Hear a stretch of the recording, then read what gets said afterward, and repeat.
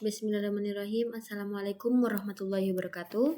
Saya Natul Hanifah dari TRPLK 5B Malam, yaitu kelompok 504 Free Charge.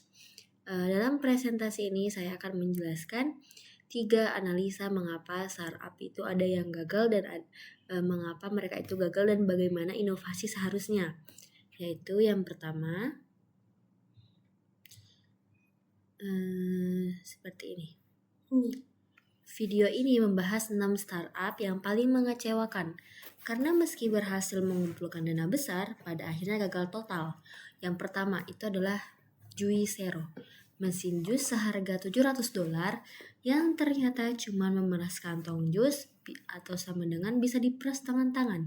Kedua adalah MoviePass, ide nonton film tak terbatas, tapi model bisnisnya kacau dan merugikan.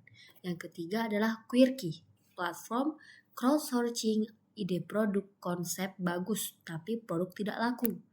Nah, yang keempat itu adalah Quill. Ini kayak mesin pencari bikinan Google, bikinan mantan karyawan Google, hasil buruk, cepat bangkrut. Yang kelima adalah Fisker. Fisker adalah perusahaan mobil listrik. 2 kali berdiri, 2 kali gagal. Karena apa? Karena kualitas produknya buruk. Nah, yang terakhir adalah Theranos. Itu startup tes darah palsu milik Elizabeth Holmes yang akhirnya terbukti penipuan. Nah, kita analisis nih, kenapa sih startupnya gagal? Nah, yang pertama itu adalah produk tidak relevan, tidak memberi nilai nyata. Contoh dari Juicero dan Quirky yang bikin produk sebenarnya tidak dibutuhkan oleh orang gitu.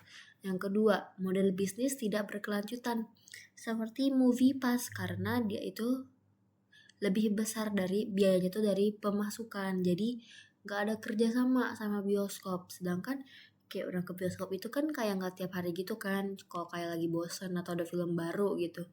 Nah, yang terakhir, eksekusi buruk atau penipuan, overpromise seperti Theranos yang menipu investor. Terus habis itu ada yang salah karena kualitas produk jelek dan salah strategi. Nah, kenapa inovasi gagal dan bagaimana seharusnya? Nah, kenapa gagal? Karena inovasi ini hanya fokus pada hype. Mereka tuh cuma fokus pada tren doang, tapi mereka lupa sama kebutuhan nyata customer atau pelanggan. Yang kedua, eksekusi tergesa-gesa demi apa? Demi mengejar dana investor. Yang ketiga, itu tidak ada validasi pasar. Jadi mereka tuh nggak mengambil data tuh dari sumber pasar, tapi kayak udahlah, kayaknya kita punya ide bagus, tapi mereka lupa untuk nyari sumber referensi gitu dari lapangan. Nah, keempat adalah beberapa bahkan menyeberang ke penipuan.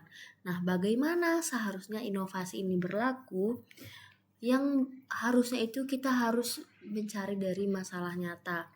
Misalnya kita nih butuh di kehidupan nyata ini, kita butuh sesuatu. Nah, bagaimana caranya kita harus menyelesaikan kebutuhan pengguna atau kita mencari apa yang dibutuhkan pengguna. Nah, yang kedua adalah uji coba skala kecil lebih dahulu. Jadi kita tuh jangan langsung besar-besaran. Jadi kita tuh mencoba atau kita ngasih sampel ke orang-orang. Nah, yang ketiga adalah bangun model bisnis berkelanjutan. Jadi kita tuh kayak kedepannya tuh masa depan dari bisnis itu gimana sih? Jangan karena lagi hype doang, tapi kita nggak tahu kedepannya tuh bakal kayak mana alurnya. Jadi ini hanya ini yang bisa kami sampaikan. Terima kasih atas perhatiannya. Wassalam, dan kami mohon maaf jika ada kesalahan kata dan lain-lain.